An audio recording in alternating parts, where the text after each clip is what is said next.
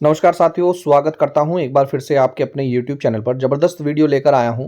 अगर आप दोस्तों संविदा कर्मचारी हैं, आउटसोर्स कर्मचारी हैं और आप बेसब्री से इंतज़ार कर रहे हैं, क्या हम कभी दोस्तों नियमित हो सकते हैं और क्या हमें भी दोस्तों भी सरकारी कर्मचारियों जैसा दोस्तों यहाँ पर हमें लाभ मिल सकता है। वही छुट्टियाँ मिलनी चाहिए, वही ईपीएफ की सुविधा होनी चाहिए, वही तमाम हमें सुविधाएँ मिलेंगी या नहीं मिलेगी। उसी से संबंधित दोस्तों मैंने एक वीडियो बनाई है। वीडियो को दोस्तों ज़्यादा से शेयर कीजिए। ये वीडियो दोस्तों जानकारी के आधार पर बनाई जाती है ताकि आप लोग जानकारी आपको हमारे चैनल से जानकारी मिले, आप लोग जागरूक हो सकें। और दोस्तों जब जागरूक होंगे तो कहीं न कहीं दोस्तों आप अपने अधिकारों को जानेंगे।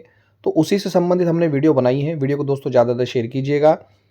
आइए दोस्तों, आपने देखा हो दोस्तों संविदा यानी कि कॉन्ट्रैक्चुअल और आउटसोर्स कर्मचारी को अक्सर यह कहा जाता है कि उन्हें स्थायी कर्मचारी जैसे लाभ नहीं मिलते। जी हाँ, लेकिन श्रम कानूनों के अनुसार कुछ मूलभूत लाभ बेनिफिट ऐसे हैं जो पात्र होने पर भी उन्हें मिलते हैं। यह सरल भाषा में आपको मैं समझा देता हूँ। वीडियो दोस्तों जरूर सहायता कीजिएगा। ये जो जानकारी हम लेते हैं और आपको साझा करते हैं, ये विभिन्न माध्यमों से बहुत मेहनत से दोस्तों ये न्यूज़पेपर के माध्यम से हम जानकारी इकट्ठा करके आपको बना कर देते हैं। ईपीएफ यानी कि कर्मचारी भविष्य निधि कानून क्या है? Employees provident fund and miscellaneous provision act 1952 को समझिए कि यदि किसी संस्थान में 20 या अधिक कर्मचारी है और कर्मचारी की सैलरी तय सीमा के भीतर है तो ईपीएफ लागू होता है। ध्यान से समझिएगा। आउटसोर्स या ठेका कर्मचारी भी ईपीएफ के दायरे में आते हैं। अगर आपको नहीं मिल रहा है तो लाभ लीजिए।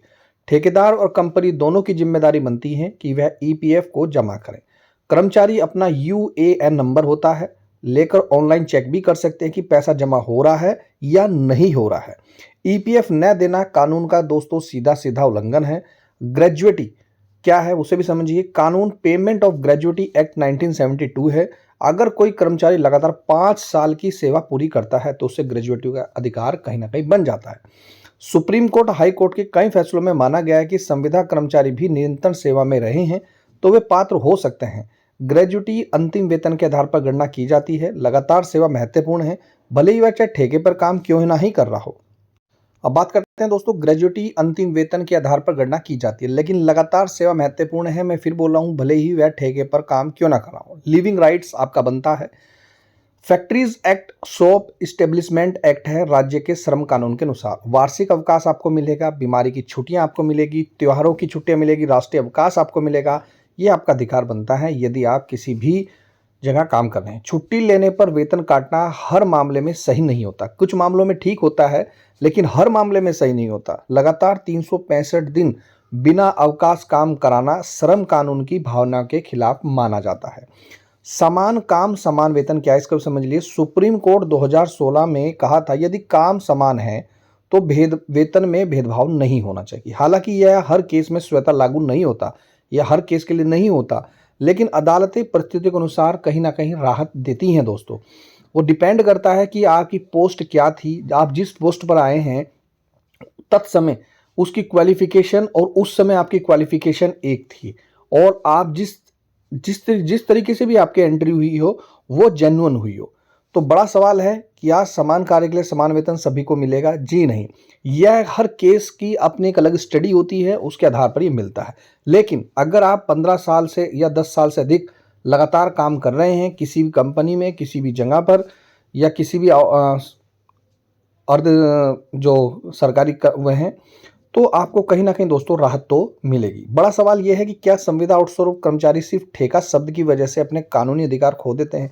तो कानून ये कहता है दोस्तों नहीं। अगर ईपीएफ नहीं मिल रहा है, ग्रेजुएट रोकी जा रही है, छुट्टी का अधिकार छीना जा रहा है तो कर्मचारी श्रम विभाग, पीएफ कार्यालय या कोर्ट का दरवाजा खटखटा सकता है।